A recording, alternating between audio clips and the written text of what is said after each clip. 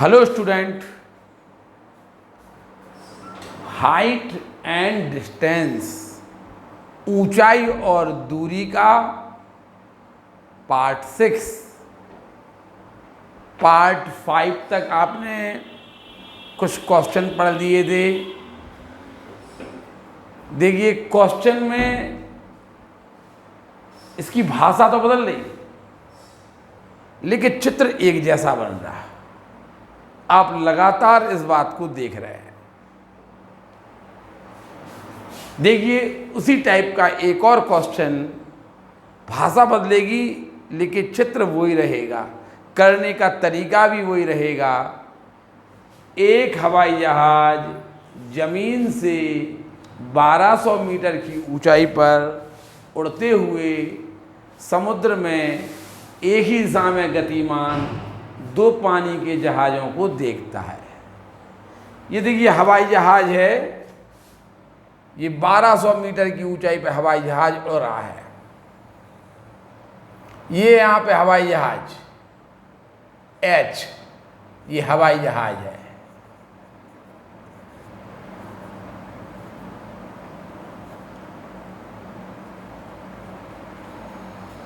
ये 1200 मीटर की ऊंचाई पर उड़ रहा है।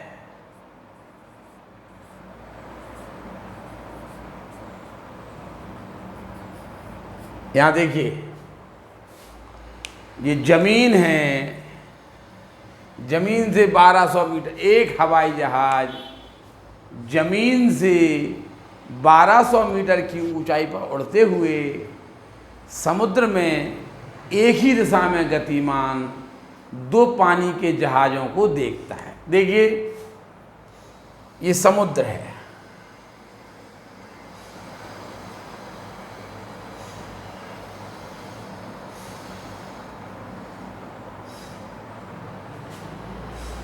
एक हवाई जहाज जमीन से 1200 मीटर की ऊंचाई पर उड़ते हुए समुद्र में एक ही दिशा में गतिमान। देखिए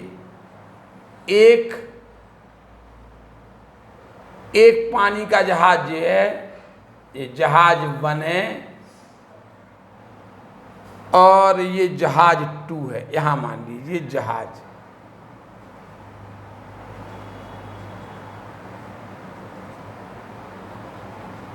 एक हवाई जहाज जमीन से 1200 मीटर की ऊंचाई पर उड़ते हुए समुद्र में, ये ए जहाज 1 है, बी जहाज 2 है। ये समुद्र है आपका।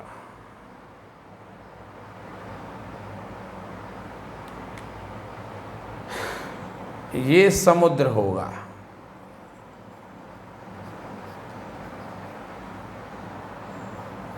एक जहाज 1 है, ये जहाज 2 है।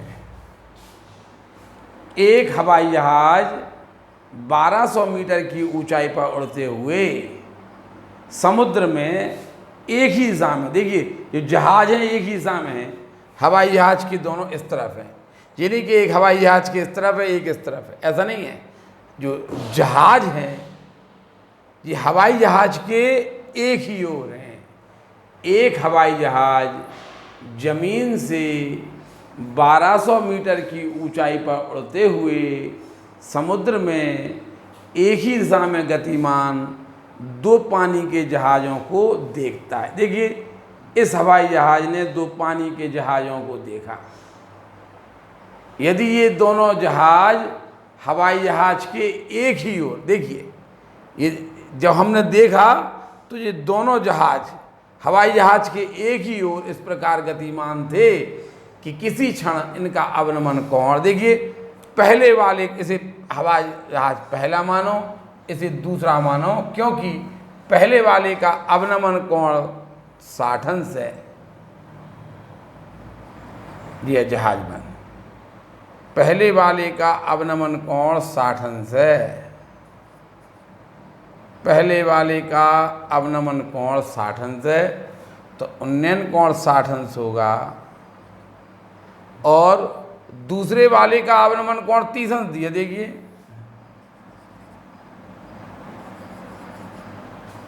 अवनमन कोण ये 30 अंश है, तो ये उन्नयन कोण भी 30 अंश होगा। देखिए H हवाई जहाज है, ये बिंदु C है। एक हवाई जहाज जमीन से 1200 मीटर की ऊंचाई पर उड़ते हुए समुद्र में एक ही दिशा में गतिमान 2 पानी के जहाज़ों को देखता है। देखिए जहाज,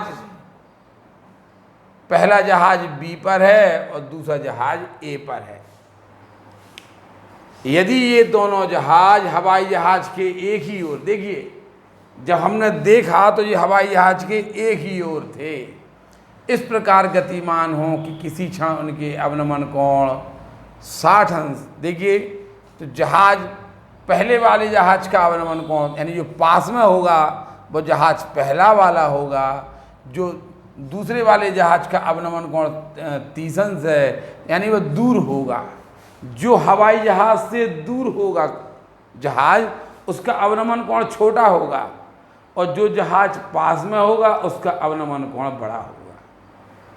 एक हवाई जहाज जमीन से 1200 मीटर की ऊंचाई पर उड़ते हुए समुद्र में एक ही दिशा में गतिमान 2 जहाज। देखिए हमने हवाई जहाज से समुद्र में स्थित, ये समुद्र है, इसमें 2 जहाज हैंगे, 2 जहाज तैर रहे हैं। एक हवाई जहाज से 1200 मीटर की ऊंचाई, एक हवाई जहाज जमीन से 1200 मीटर की ऊंचाई पर उड़ रहा है। हवाई जहाज कहाँ उड़ रहा? जमीन से 1200 मीटर की ऊंचाई पर उड़ रहा है, समुद्र में एक ही दिशा में गतिमान। देखिए ये 2 जहाज हैं, ये एक ही दिशा में गतिमान है। हवाई जहाज से हमने इन जहाज़ों को देखा, ये जहाज 1 है, ये जहाज 2 है। यदि ये दोनों जहाज हवाई जहाज के एक ही ओर है, देखिए ये भी इस तरफ है, ये भी इस तरफ है। यदि ये दोनों जहाज हवाई जहाज के एक ही ओर इस प्रकार गतिमान हो कि किसी क्षण इनके अवनमन कोण, देखिए जो पास में होगा जहाज उसका अवनमन कोण, देखिए यहाँ से किरण गई पहले वाले जहाज पे और क्षैतिज गई, तो ये अवनमन कोण 60 अंश है, तो उन्नयन कोण 60 अंश होगा।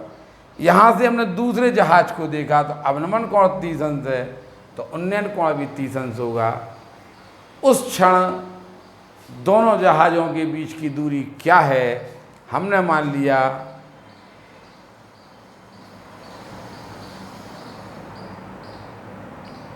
माना जहाज़ों के बीच की दूरी x मीटर है। माना जहाज़ों के बीच की दूरी x मीटर है। ये हमने मान ली कि जहाज़ों के बीच की दूरी, जब हवाई जहाज देखिए 1200 मीटर की ऊंचाई पर हो रहा, उसने एक ही ओर 2 जहाज़ों को देखा, एक का अवनमन कोण 60 तो उन्नयन कोण 60, दूसरे का अवनमन कोण 30 तो उन्नयन कोण भी 30 होगा। जहाज़ों के बीच की दूरी ज्ञात करो। हमने मान लिया, माना जहाज B तथा जहाज A, माना जहाज B तथा जहाज A के बीच की दूरी, जहाज A तथा जहाज B के बीच की दूरी x मीटर है। ये हमने मान लिया x है। उसने जहाज़ों के बीच की दूरी पूछी है। हवाई जहाज यहाँ है, समुद्र में जहाज एक ही ओर ये थे, एक जहाज यहाँ था, एक जहाज यहाँ था। जो पास वाले को देखा अवनमन कोण 60 तो उन्नयन कोण 60, दूर वाले को देखा तो अवनमन कोण 30 उन्नयन कोण। जहाज़ों के बीच की दूरी ज्ञात करो। माना जहाज़ों के बीच की दूरी x मीटर है। माना BC इक्वल टू y।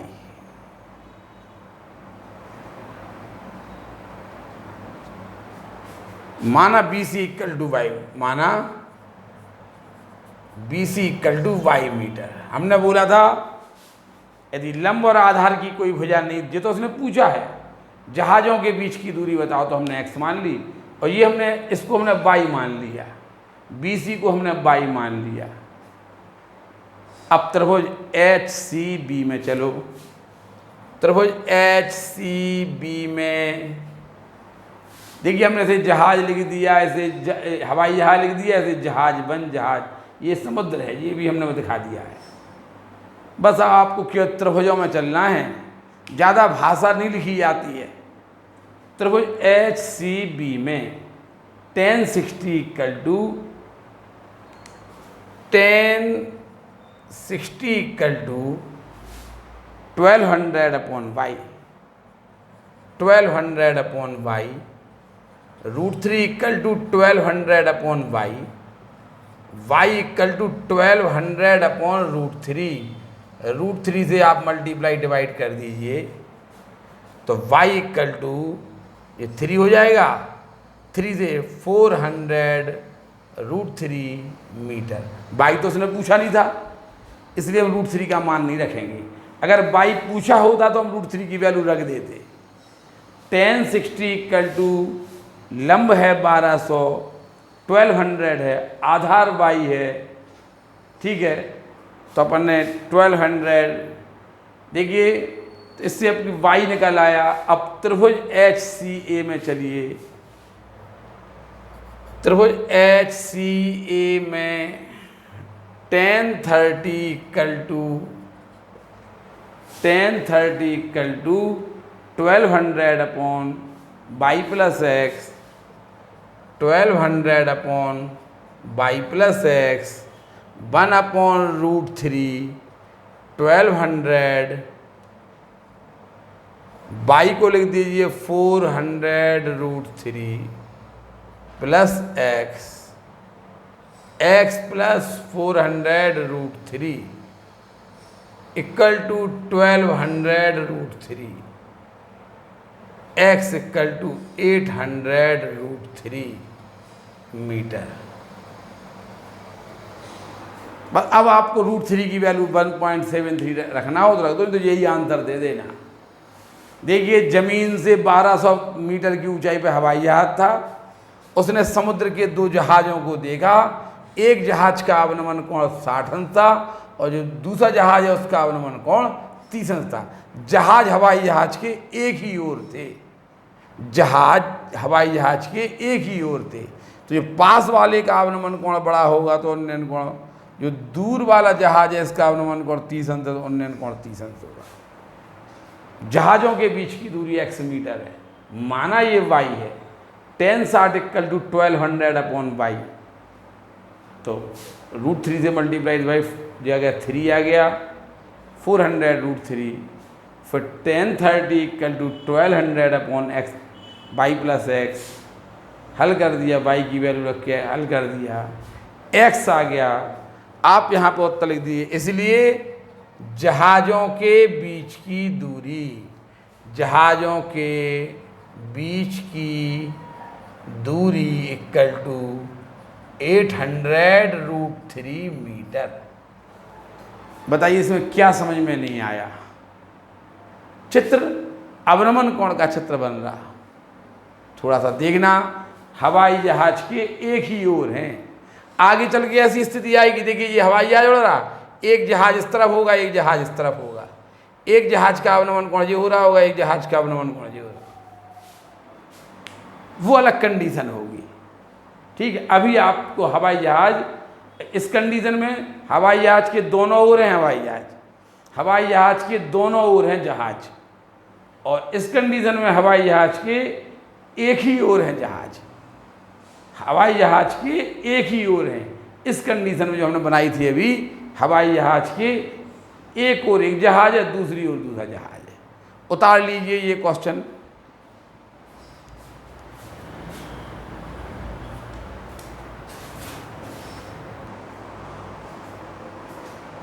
देखिए ये क्वेश्चन, एक राजमार्ग एक मीनार के नीचे से गुजरता है।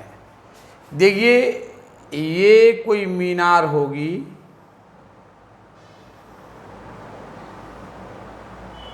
और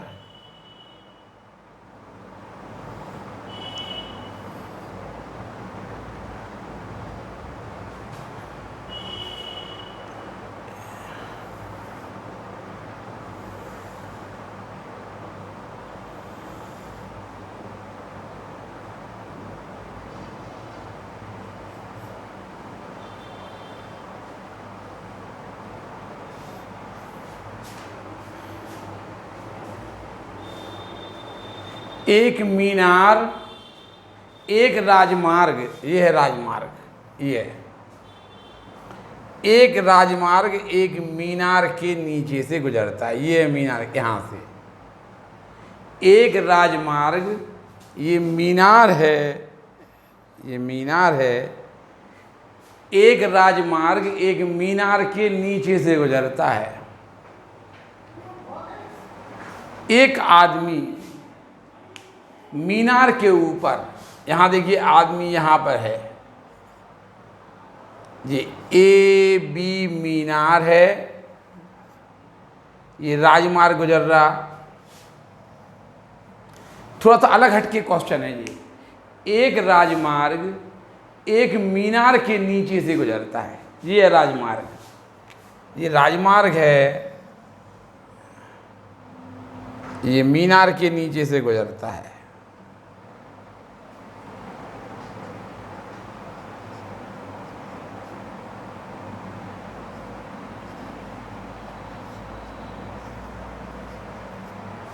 ये राजमार्ग है, ये मीनार के नीचे से गुजर रहा, ये मीनार है।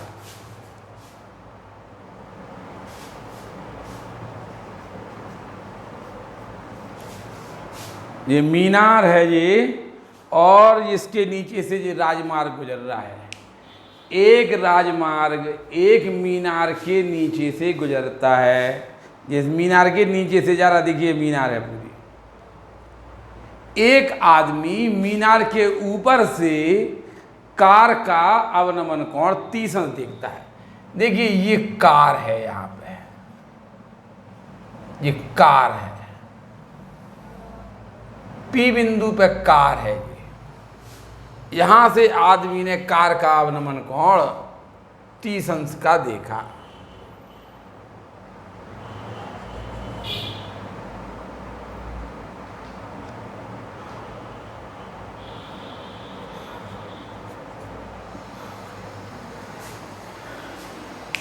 एक राजमार्ग एक मीनार से गुजरता है। एक आदमी मीनार के ऊपर से कार का अवनमन कोण 30 अंश देख, यहाँ से उसने कार को देखा तो अवनमन कोण 30 अंश था।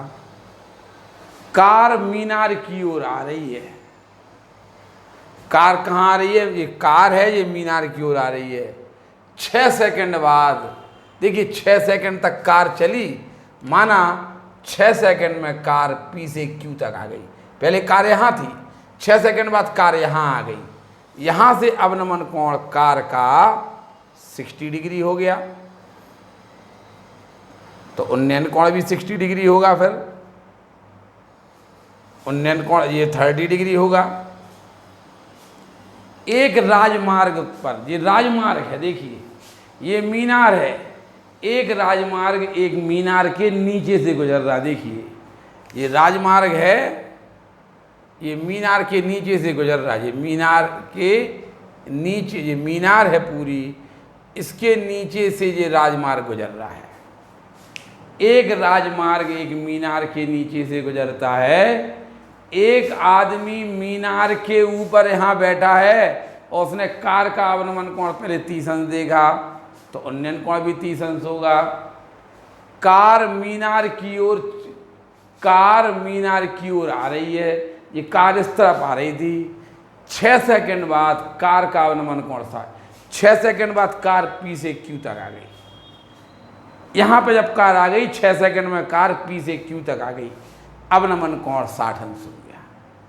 देखिए हमने मान लिया कि माना ये सॉल्यूशन है, माना कार की प्रारंभिक स्थिति P है, प्रारंभिक स्थिति P है, माना कार की प्रारंभिक स्थिति P है। कार का अवनमन कोण कितना है? कार की प्रारंभिक स्थिति P है। P का अवनमन कोण बिंदु A से, ठीक है, आदमी बिंदु A पर स्थित है तथा माना आदमी बिंदु A पर स्थित है तथा माना आदमी बिंदु A पर स्थित है। ठीक, कार की स्थिति P है और माना आदमी बिंदु A पर है। बिंदु A से कार P का अवनमन कोण दिया है। बिंदु A से कार P का अवनमन कोण एक Q मान लीजिए, QAP अवनमन कोण QAP इक्वल टू 30 डिग्री है, इसलिए उन्नयन कोण भी 30 डिग्री होगा। इसलिए उन्नयन कोण APB इक्वल टू 30 डिग्री। ये 30 है तो ये 30 होगा। ठीक है, माना कार 6 सेकंड में P से Q तक पहुंच जाती है। माना कार 6 सेकंड में P से Q तक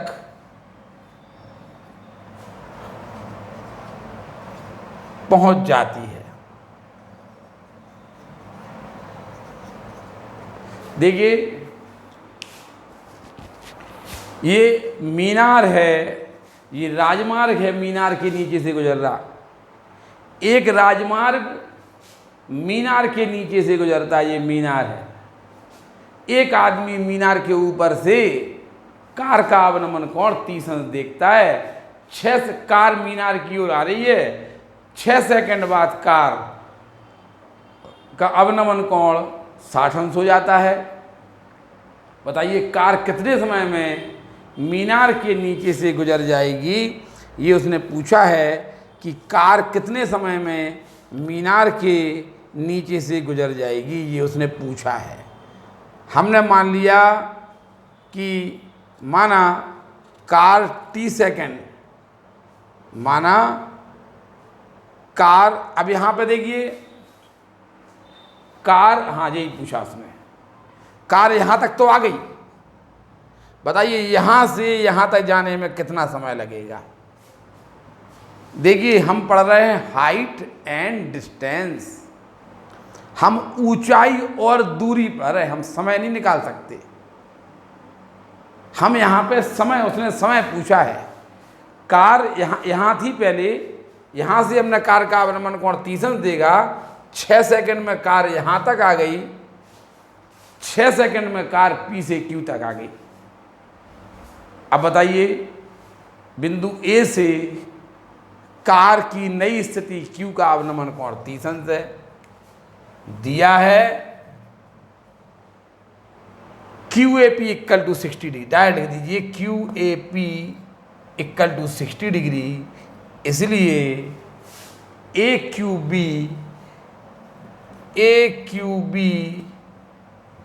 इक्वल टू भी 60 डिग्री होगा। ये 60 है तो ये भी 60 डिग्री होगा। यहाँ पर सबसे महत्वपूर्ण बात है, उसने पूछा कार यहाँ तक तो आ गई थी, यहाँ तक कितने सेकंड में आई?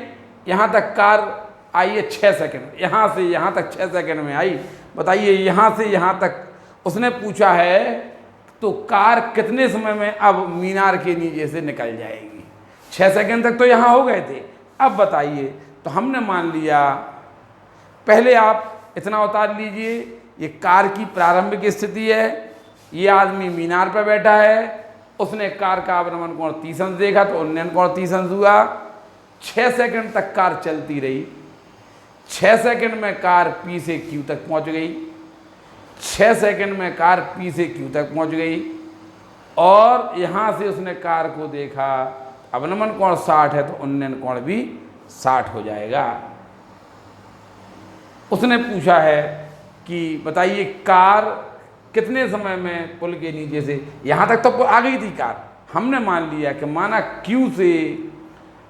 माना बिंदु Q से कार को पुल के नीचे से गुजरने तक में लगा समय t सेकंड है। हमने मान लिया कि माना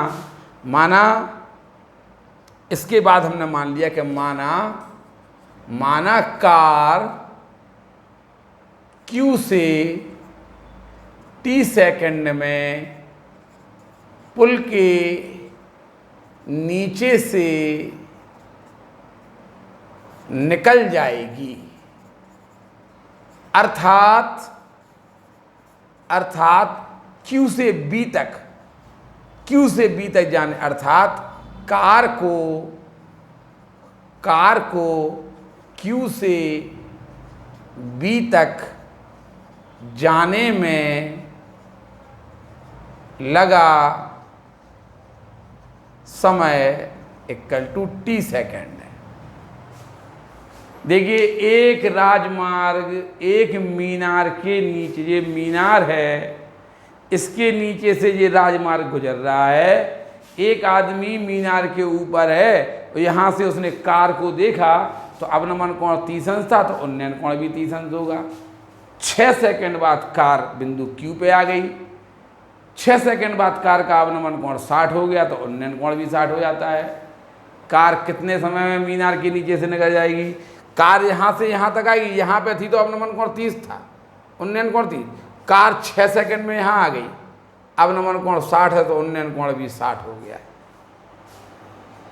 बताइए माना कार Q, उसने पूछा है कार पुल के नीचे से अब कितना समय लगेगा, यहाँ तक तो कार आ गई थी, यहाँ अवनमन कोण 60 हो गया। हमने मान लिया Q से B तक जाने में t सेकंड का समय लगता है। देखिए हम हाइट एंड डिस्टेंस पर है, समय चूंकि उसने पूछा है इसलिए हमने मान लिया कि माना कार को बिंदु Q तक जाने में, Q से B तक जाने में t सेकंड का समय लगता है, ये हमने मान लिया है। ठीक है, देखिए हम हाइट एंड डिस्टेंस पर है, यहाँ समय का कोई काम नहीं होता। हमें तो ये उसने कहा कार P से Q तक 6 सेकंड में पहुंच गई, कार P से Q तक 6 सेकंड में पहुंच गई।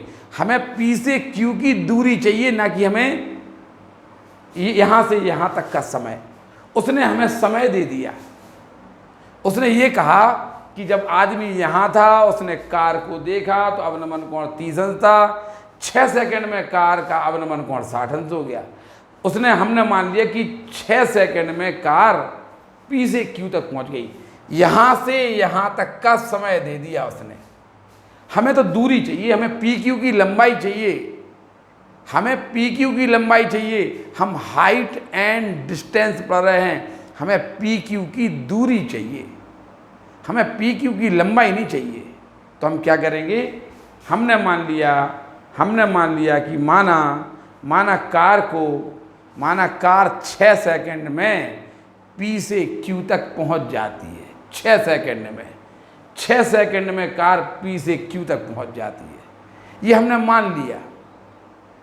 क्या करेंगे, हमने मान लिया। अब चूंकि हमें तो ये दूरी चाहिए, P से Q तक की दूरी चाहिए, हमें समय नहीं चाहिए। हम हाइट एंड डिस्टेंस, ऊंचाई और दूरी पर है, हमें P से Q तक का समय नहीं चाहिए।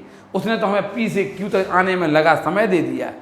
हम मान लेंगे, माना कार की चाल, यहाँ पे हम कार की चाल मान लेंगे।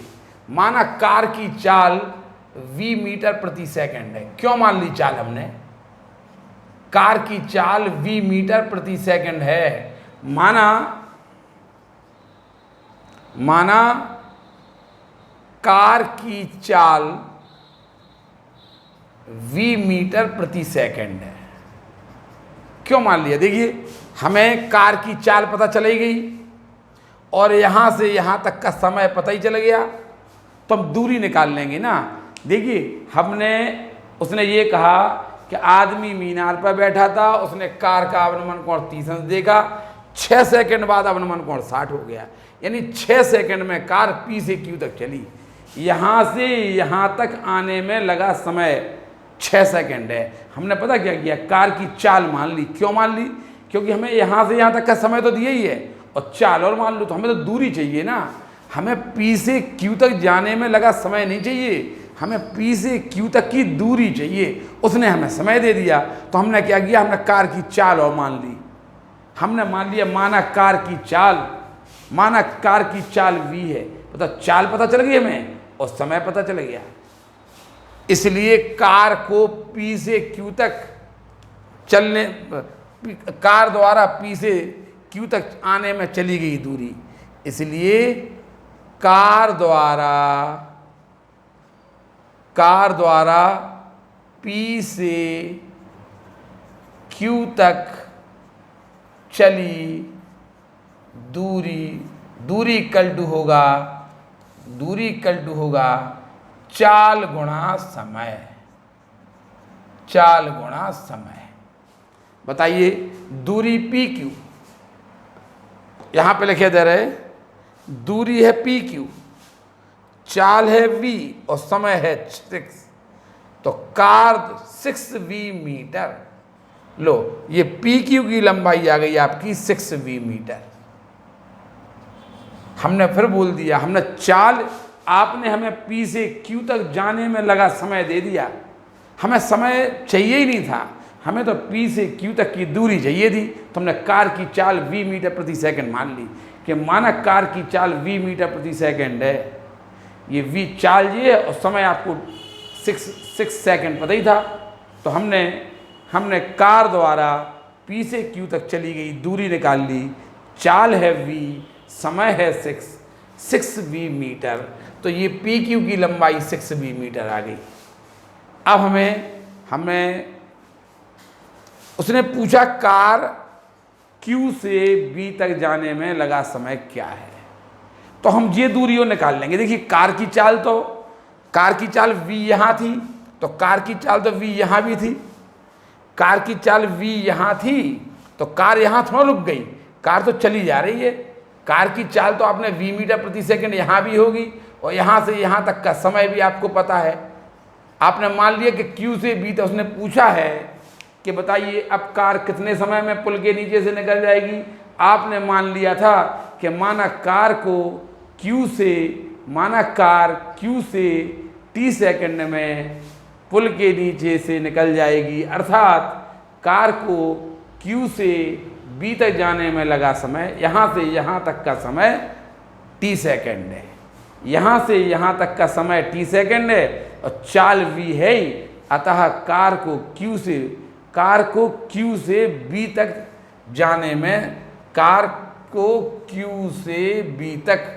जाने में चली गई दूरी। अब हम दूरी, ये वाली दूरी भी निकाल लेंगे। ये चाल है पता ही है, और यहाँ से यहाँ तक का समय पता ही है। देखिए, यहाँ कार की चाल कितनी थी v और समय था 6 सेकंड। चाल कितनी थी v और समय कितना था, तो हमने पी क्यू की लंबाई, पी क्यू की दूरी निकाल ली थी। यहाँ पे देखिए, यहाँ कार की चाल v है ही, वही जो चाल यहाँ थी वही यहाँ है।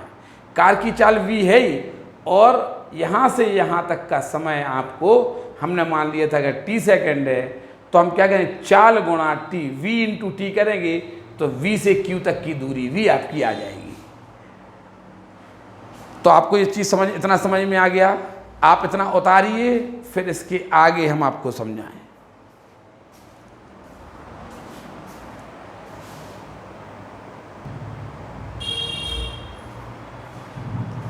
देखिए, आपको दिया था कार P से Q तक 6 सेकंड में चली गई। हमने कहा समय नहीं चाहिए हमें, हम हाइट एंड डिस्टेंस पढ़ रहे, हमें दूरी चाहिए। तो हमने क्या किया, हमने कार की चाल, माना कार की चाल v मीटर प्रति सेकंड मान ली। बताइए, कार की चाल है v मीटर प्रति सेकंड और P से Q तक का समय दिया था हमें। चाल v मीटर प्रति सेकंड है और P से Q तक जाने में लगा समय हमें 6 सेकंड दिया था। तो बताइए, P से Q तक चली गई दूरी चाल v इंटू समय, तो आपने P से Q तक जाने में लगा समय ये निकाल लिया, चाल गुणा समय, ये 6v मीटर ये दूरी आ गई थी। अब देखिए Q से B तक जाने में लगा समय निकालिए, Q पर जो कार की चाल यहाँ v है तो यहाँ भी v रहेगी, Q से B तक जाने में t सेकंड लगा। बताइए अब तो आप कार को Q से, चूंकि कार v वेग से Q से B तक t सेकंड में जाती है, Q से B तक t सेकंड में जाती है, v वेग से Q से B तक t सेकंड में जाती है, अतः कार द्वारा चली गई, अतः दूरी v क्यू इक्वल टू, इसलिए दूरी v क्यू इक्वल टू चाल है v, समय है t मीटर। ये दूरी आपकी आ गई vt मीटर, चाल गुणा समय, चाल है v समय है t, ये दूरी आ गई आपकी 6v मीटर, चाल है v समय है 6, ये दूरी आ गई, ये दूरी आ गई। आप मान लीजिए कि माना मीनार की ऊंचाई, उसने नहीं पूछा लेकिन हमने बोला था ना कि लंब और आधार में यदि कोई भुजा नहीं दी हो, देखिए ये भुजा निकली आपकी 6v मीटर, उसने समय दिया था, हमने चाल और मान ली। क्यों मान ली? कि तुमने हमें यहाँ से यहाँ तक का समय दिया, हमने मान ली चाल v है, इसलिए चाल मान ली कि तुमने हमें समय दिया, हमने चाल मान के, दूरी इंटू होती है चाल गुणा समय। चाल है आपकी v, समय है 6, तो PQ की दूरी आ गई, दूरी है, चाल है v, समय आपने t माना था तो vt आ गई, ये 6v दूरी हो गई, ये vt दूरी हो गई। हमने मान लिया, माना मीनार की ऊंचाई h मीटर है, माना मीनार की ऊंचाई AB equal to h meter है। अब सवाल शुरू होगा, अब सवाल आपका शुरू होना है। देखिए आपका बोर्ड एक भर चुका, अब सवाल शुरू होगा। अब छोटे समकोण त्रिभुज में चलिए, त्रिभुज ABQ में, त्रिभुज ABQ में देखिए आपके पास ये दूरी भी है, ये दूरी भी है, ये आपने मान ली। लंब और आधार की पूरी दूरियां आपके पास आ चुकी हैं। tan 60 equal to h upon VT, tan 60 equal to h upon VT, tan 60 लंब बटे आधार है आपका VT, √3 equal to h upon VT, h equal to आ जाएगा आपका √3 VT, इक्वेशन 1 हो जाएगी। अब त्रिभुज ABP में चलिए, त्रिभुज ABP में tan 30 equal to h upon VT plus 6v, h upon VT plus 6v, 1 upon √3 equal to h upon, h की वैल्यू रख दीजिए, h की वैल्यू रख दीजिए, h को लिख दीजिए √3 VT अपॉन v कॉमन ले लीजिए नीचे, तो t प्लस 6 आ जाएगा। आप यहाँ लिख देना समीकरण 1 से, यहाँ पर लिख देना, जगह नहीं है, h इक्वल टू √3 VT रखने पर यहाँ लिख देना। v से v कैंसिल हो गया, क्रॉस मल्टीप्लिकेट करिए, 3t, √3 का √3 3t equal to t plus 6, ये हो जाएगा 2t इक्वल टू 6, इसलिए t इक्वल टू 3 सेकेंड। लो 3 सेकंड लगेंगे नाव को, तुम्हारी कार को मीनार के नीचे से गुजरने में 30 सेकंड लगेंगे। देखिए फिर से, एक राजमार्ग, ये है मीनार, देखिए ये राजमार्ग है, ये मीनार के नीचे से गुजर रहा है। एक राजमार्ग एक मीनार के नीचे से गुजर रहा है, एक आदमी मीनार के ऊपर से, देखिए आदमी यहाँ है, वो मीनार के ऊपर से एक कार को देखता है। अवनमन कोण 30 अंश है तो उन्नयन कोण 30 अंश है। 6 सेकंड बाद वही कार मीनार की ओर आ रही है। देखिए तो कार मीनार की ओर आ रही थी। 6 सेकंड बाद अवनमन कोण, कार देखिए पहले यहाँ थी, अब कार यहाँ आ गई। ये कार की पहली स्थिति थी, ये कार यहाँ आ गई। अवनमन कोण 60 अंश हो गया था, उन्नयन कोण, ये 6 सेकंड में चली गई दूरी है। ये 6 सेकंड में कार यहाँ से यहाँ तक आ गई। बताइए कार कितने सेकंड में मीनार के नीचे से गुजर जाएगी? हमने मान लिया। देखिए सबसे महत्वपूर्ण बात, हम हाइट एंड डिस्टेंस पर है, यहाँ समय का कोई काम नहीं। अगर आपने यहाँ से यहाँ तक का समय 6 सेकंड दे दिया है तो हमने मान लिया कार की चाल v है। चाल हमने इसलिए मान ली, आप समय दे रहे, हम चाल दे रहे हैं आपको, तो चाल गुणा समय इक्वल टू दूरी होती है। तो हमें तो दूरी चाहिए, हम हाइट एंड डिस्टेंस पर हैं, हमें दूरी चाहिए, हमें ना तो चाल चाहिए, हमें ना समय चाहिए। आपने हमें समय दिया, हमने चाल मान ली। क्यों मान ली? आपने P से Q तक का समय 6 सेकंड दिया, हमने मान लिया, माना कार की चाल v है, चाल v है, समय 6 है, तो दूरी इक्वल टू क्या होगी? चाल गुणा समय। दूरी इक्वल टू होगी चाल गुणा समय, 6v मीटर, ये 6v आ गई। अब बताइए कार पुल के नीचे से कितने समय में गुजर जाएगी? हमने मान लिया, माना कार बिंदु Q से t सेकंड पश्चात पुल के नीचे से निकल जाएगी, यानी यहाँ से यहाँ तक का समय हमने t मान लिया। क्यों मान लिया? उसने पूछा है इसलिए t मान लिया हमने। उसने पूछा कितने समय में गुजर जाएगी, हमने मान लिया 6 सेकंड, t सेकंड लगेंगे। आपने कार की चाल तो v मानी ही थी, कार v चाल से चलती आ रही, तो यहाँ भी तो उसकी चाल v होगी। देखिए कार v चाल से चलती आ रही, तो यहाँ भी उसकी चाल v होगी। यहाँ से यहाँ तक का समय t है, तो देखिए कार v वेग से Q से B तक t सेकंड में जाती है, अतः दूरी VQ इक्वल टू चाल गुणा समय, चाल है v, t समय है, तो VQ इक्वल टू VT आ गया। देखिए ये दूरी 6v, ये VT आ गई। माना मीनार की ऊंचाई h है, ये h मान ली। 1060 equal to h upon VT, h upon BT, √3 equal to h upon BT, h equal to √3 VT। 1030 equal to h upon VT plus 6v, VT plus 6v, h को लिख दिया आपने √3 VT, h को आपने √3 VT लिख दिया, cross मल्टीप्लिकेट किया, 3 यहाँ पे और यहाँ b कॉमन ले लिया तो v से v कट गया। 3t equal to t plus 6, 2t equal to 3 second. यानी कार को Q से B तक जाने में 3 सेकंड का समय लगा।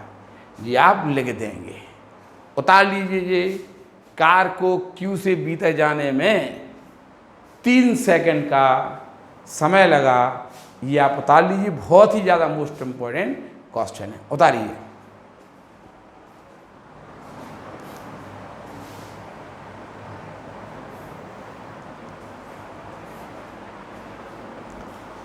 क्वेश्चन समझ में आया?